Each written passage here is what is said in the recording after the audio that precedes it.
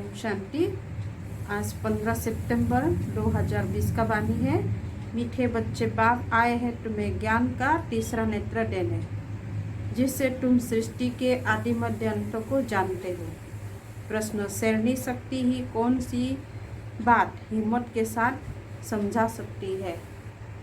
उत्तर, दूसरे धर्म वालों को यह बात समझाना है कि बाप कहते हैं तुम अपने को आत्मा समझो, परमात्मा नहीं। आत्मा समझकर बाप को याद करो तो विक्रम विनाश होंगे और तुम मुक्तिधाम में चले जाएंगे। परमात्मा समझने से तुम्हारे विक्रम विनाश नहीं हो सकते। यह बात बहुत हिम्मत से शेरनी शक्तियाँ ही समझा सकती है। समझाने का भी अभ्यास चाहिए। गीत नयनहीन को राह दिखाओ प्रभु। ओम शांति। बच्चे अनुभव कर रहे हैं रूहानी याद की यात्रा में कठिनाई देखने में आती है। भक्ति मार्ग में दर दर ठोकरें खानी ही होती है। अनेक प्रकार के जप तप यज्ञ करते, शास्त्र आदि पढ़ते, जिस कारण ही ब्रह्मा की रात कहा जाता है। आधा कल्प रात, आधा कल्प दिन। ब्रह्मा अकेला तो नहीं होगा ना। प्रजापिता ब्रह्मा है तो जरूर उनके बच्चे कुमार कुमारियाँ भी होंगे, परंतु मनुष्य नहीं जानते। बाप भी बच्चों को ज्ञान का तीसरा नेत्र देते हैं, जिससे तुमको सृष्टि के आदि मध्य अंत का ज्ञान मिला हुआ है। तुम कल्प पहले भी ब्राह्मण थे और देवता बने थे। जो बने थे वही फिर बनेंगे। आदि सनातन देवी देवता धर्म के तुम हो। तुम ही पूज्य और पुजारी बनते हो। अंग्रेजी में पूज्य को वर्षी पदवी और पुजारी को वर्षी पर कहा जाता है। भारत ही आधा कल पुजारी बनता है। आत्मा मानती है हम पूज्य थे, फिर हम ही पुजारी बने हैं। पूज्य से पुजारी फिर पूज्य बनते हैं। बाप तो पूज्य पुजारी नहीं बनते, बाबा हम आत्मा ही बनते हैं। तुम कहेंगे हम पूज्य पावन सो देवी देवता थे, फिर 84 जन्म के बाद कंप्लीट पतित पुजारी बन जाते हैं। अभी भारतवासी जो आदि सनातन देवी देवता धर्म वाले थे, उन्हों को अपना धर्म का कुछ भी पता नहीं है। तुम्हारी इन बातों को सब धर्म वाले नहीं समझेंगे। जो इस धर्म के कहाँ कन्वर्ट हो गए होंगे वही आएंगे। ऐसे कन्वर्ट हो बहुत हो गए। बाप कहते जो शिव और देवताओं के पुजारी है उनको सहे से, अन्य धर्म वाले माथा खपाएंगे। जो कन्वर्ट होगा उनको टच होगा और आकर समझने की कोशिश करेंगे, नहीं तो मानेंगे नहीं। आर्य समाजियों में से भी बहुत आए हुए हैं, सिख लोग भी आए हुए हैं। आदि सनातन देवी देवता धर्म वाले जो कन्वर्ट हो गए उनको अपने धर्म में जरूर आना पड़ेगा। झाड़ में भी अलग अलग सेक्शन है, फिर आएंगे भी नंबर बार। ताल तालियाँ निकालती रहती है।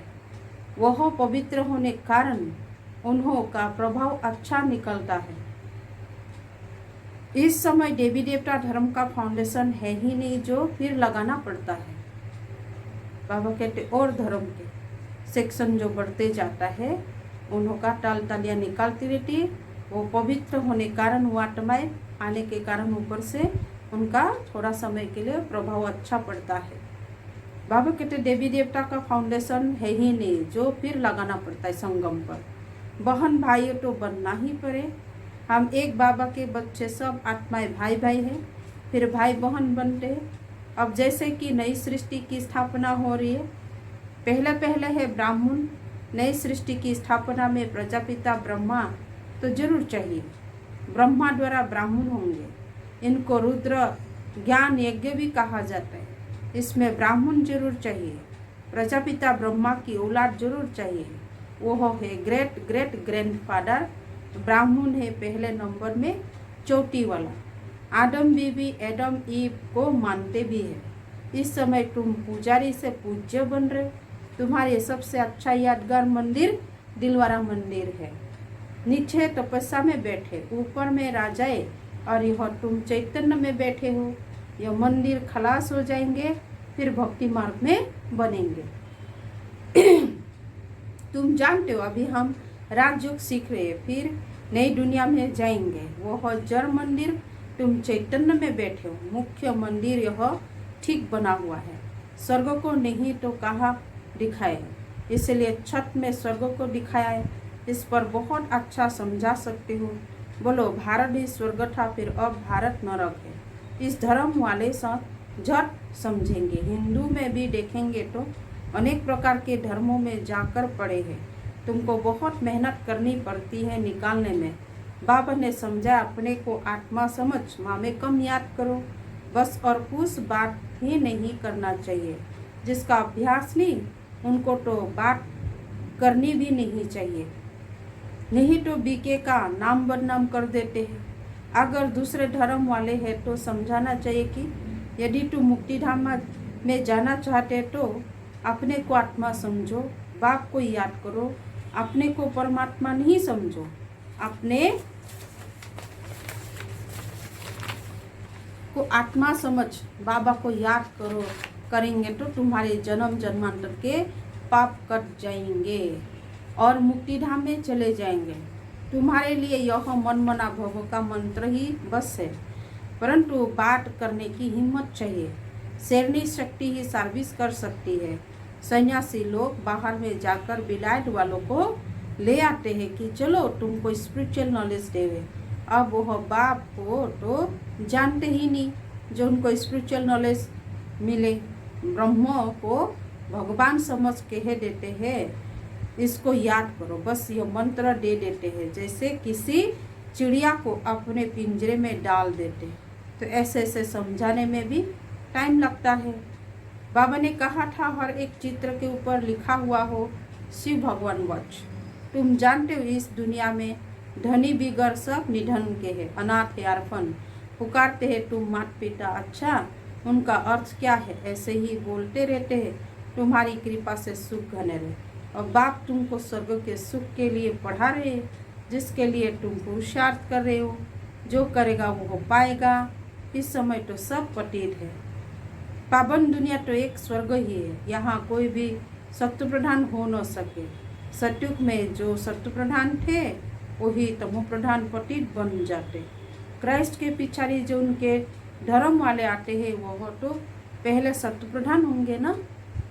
जब लाखों की अंदाज में होते हो तब लश्कर तैयार होता है, लड़कर बादशाही लेने।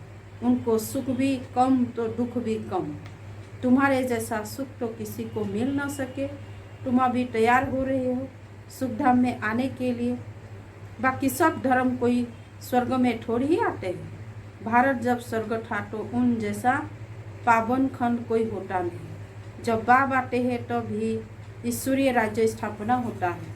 वो लड़ाई आदि की बात नहीं, लड़ना झगड़ना तो बहुत पीछे शुरू होता है। भारतवासी इतना नहीं लड़ते, थोड़े आपस में लड़कर अलग हो गए। द्वापर में एक दो पर चढ़ाई करते हैं। यह चित्र आदि बनाने में भी बड़ी बुद्धि चाहिए। यह भी लिखना चाहिए कि भारत जो स्वर्ग था सो फिर नरक जैसा कैसा बना। आकर समझो, भारत सदगति में था, अब दुर्गति में है। अब सदगति को पाने के लिए बाबा ही नॉलेज देते। मनुष्य में यह रूहानी नॉलेज होती नहीं, यह होती है परमपिता परमात्मा में। बाप यह नॉलेज देते अपने आत्माओं को, बाकी तो सब मनुष्य को ही देते हैं। शास्त्र भी मनुष्य ने लिखे हैं, मनुष्य ने पढ़े हैं। यहाँ तो तुम्हारे रूहानी बाप पढ़ाते हैं और रूह पढ़ती है। पढ़ने वाली तो आत्मा है ना, वह लिखने और पढ़ने वाले मनुष्य ही है। परमात्मा को तो शास्त्र आदि पढ़ने की दरकार ही नहीं। बाप कहते हैं इन शास्त्र आदि से किसी की भी सद्गति हो नहीं सकती है। परमात्मा को तो शास्त्र आदि पढ़ने की दरकार नहीं। बाप कहते इन शास्त्र आदि से किसी की भी सद्गति हो नहीं सकती। मुझे ही आकर सबको वापस ले जाना है मुक्तिधाम के लिए। परमात्मा को आना होता है मुक्ति दिलाने के लिए। अभी तो दुनिया में करोड़ों मनुष्य है। सतयुग में जब इन लक्ष्मी नारायण का राज्य था तो वहाँ 9 लाख होते हैं। बहुत छोटा झाड़ होगा। फिर विचार करो, इतनी सब आत्माएं कहाँ गई? ब्रह्म में वो पानी में तो नहीं लीन हो गई, वह सब मुक्ति धाम में रहती है। आत्माएं परम धाम में चली जाती है। हर एक आत्मा अविनाशी है, उसमें अविनाशी पाठ मुढ़ा हुआ है जो कभी मिट नहीं सकता। आत्मा विनाश हो न सके। आत्मा तो बिंदी है, बाकी निर्वाण आदि में कोई भी जाता नहीं, कोई भी मनुष्य आत्मा सबको पाठ बजाना ही है। जब सब आत्माएं आ जाती है तब मैं आकर सबको ले जाता हूँ। पिछाड़ी में है ही बाप का पाठ, अंत में परमात्मा को आना पड़ता है एक्ट करने के लिए। नई दुनिया की स्थापना, फिर पुरानी दुनिया का विनाश, यह भी ड्रामा में नून है। तुम आत्माएं स्वयं समाजियों के झुंड को समझाएंगे तो उसमें जो कोई इस देवता धर्म का होगा उनको टच होगा। बाबा कहते आर्य समाजी से, आर्य समाजियों को के झुंड को अगर समझाते तो कोई उसमें देवता घराना का होगा तो उनको टच होगा ये ज्ञान। बराबर यह बात तो ठीक है, परमात्मा सर्वव्यापी कैसे हो सकता? भगवान तो बाप है, उनसे वर्षा मिलता है। कोई आर्य समाजी भी तुम्हारे पास आते हैं ना, उनको ही बाबा कहते सेपलिंग कहा जाता है। तुम समझाते रहो, फिर तुम्हारे कुल का जो होगा वो आएगा। भगवान बाप भी पावन होने की युक्ति बताते हैं। भगवान बस मामेकम याद करो, मैं पतित पावन हूँ। मुझे याद करने से तुम्हारे विक्रम विनाश होंगे और मुक्ति धाम में आ जाएंगे। जो पैगाम सब धर्म वालों के लिए है। बोलो बाबा कहते देह के सब धर्म छोड़ मुझे याद करो तो तुम तमो प्रधान से सत्व प्रधान बन जाएंगे। मैं गुजराती हूँ, फलाना हूँ, यह सब छोड़ो, ये सब देह के धर्म। अपने को आत्मा समझो और बाबा को याद करो। ये योग अग्नि संभाल कर कदम उठाना है। सब नहीं समझेंगे इस ज्ञान। बाप कहते हैं पतित पावन मैं ही हूँ। तुम सब हो पतित निर्वाण धाम में भी पावन होने बिगर आ न सके। रचना के आदि मध्यंतों को भी समझना है। पूरा समझने से ही ऊंच पद पाएंगे। थोड़ी भक्ति की होंगे तो थोड़ा ज्ञान समझेंगे, बहुत भक्ति की होंगे तो बहुत ज्ञान उठाएंगे। बाबा जो समझाते हैं उसको धारण करना वानप्रस्थों के लिए और ही बाबा कहते सहज से गृहस्थ व्यवहार से किनारा कर लेते हैं। वानप्रस्थ अवस्था 7 वर्ष के बाद होती है। गुरु भी तप करते हैं। आजकल तो छोटेपन में ही गुरु कराते हैं, देते हैं, नहीं तो पहले बाप, फिर टीचर, फिर 7 वर्ष के बाद गुरु किया जाता है। सदगति दाता तो एक ही बाप है। यह अनेक गुरु लोग थोड़ी ही है। यह तो सब पैसे कमाने की युक्तियाँ है। सदगुरु है ही एक, सबकी सदगति करने वाला। बाप कहते मैं तुमको सब वेदों शास्त्र का सार समझाता हूँ। यह सब है भक्ति मार्ग की सामग्री। सीढ़ी उतारना होता है। ज्ञान भक्ति, फिर भक्ति का है वैराग्य। जब ज्ञान मिलता है तभी भक्ति का वैराग्य होता है। इस पुरानी दुनिया से तुमको वैराग्य होता है। बाकी दुनिया को छोड़ कहाँ जाएंगे? जाएंगे कहाँ? जाना और आना यहाँ ही। तुम जानते हो यह दुनिया ही खत्म होनी है, इसलिए अब बेहद की दुनिया का संन्यास करना है। पवित्र बनने बगैर घर आ जा न सके। पवित्र बनने के लिए याद की यात्रा चाहिए। भारत में रक्त की नदियाँ होने के बाद फिर दूध की नदियाँ बहेगी। विष्णु को भी क्षीर सागर में दिखाते हैं, समझाया जाता है। इस लड़ाई से मुक्ति, जीवन मुक्ति के गेट खुलते हैं। जितना तुम बच्चे आगे बढ़ेंगे उतना ही आवाज़ निकलता रहेगा। अब लड़ाई लगी ऐसा चिंगारने से देखो आगे क्या हुआ था। समझते हैं कि लड़ेंगे जरूर। लड़ाई चलती ही रहती है।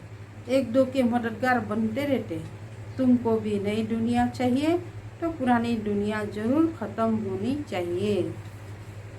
अच्छा मीठे मीठे सिखलेटे बच्चों प्रति माता पिता बाप दादा का याद प्यार और गुड मॉर्निंग। रूहानी बाप की रूहानी बच्चों को नमस्ते, रूहानी बच्चों की रूहानी बाप दादा को भी याद प्यार, गुड मॉर्निंग, नमस्ते नमस्ते और नमस्ते। धारणा के लिए मुख्य सार 2 नंबर, ये पुरानी दुनिया अब खत्म होनी है, इसलिए इस दुनिया का संन्यास करना है। दुनिया को छोड़कर कहाँ जाना नहीं है, कहाँ जाएंगे, लेकिन इससे बुद्धि से भूलना है इस दुनिया का, पुराना दुनिया। 2 नंबर, निर्वाण धाम में जाने के लिए पूरा पावन बनना है। रचना के आदि मध्य अंत को पूरा समझकर नई दुनिया में उच्च पद पाना है। वरदान, अलबेलेपन की नींद को तलाक देने वाले निंद्राजित चक्रवर्ती भगवान। विस्तार है, साक्षात्कार मुरट्टब भक्तों को साक्षात्कार कराने के लिए अथवा चक्रवर्ती बनने के लिए निंद्राजित बनो। जब विनाश काल भूलता है तब अलबेलापन की नींद आती है। भक्तों की पुकार सुनो, दुखी आत्माओं के दुख की पुकार सुनो, प्यासी आत्माओं के प्रार्थना की आवाज़ सुनो, तो कभी भी अलबेलापन की नींद नहीं आएंगे। तो अब सदा जागती जोर बन अलबेलापन की नींद को तलाक दो और समझा साक्षात्कार मूर्त बनो। आज का स्लोगन है, तन मन धन, मन वाणी कर्म, किसी भी प्रकार से बाप के कर्तव्य में सहयोगी बनो तो सहयोगी बन जाएंगे। ओम शांति।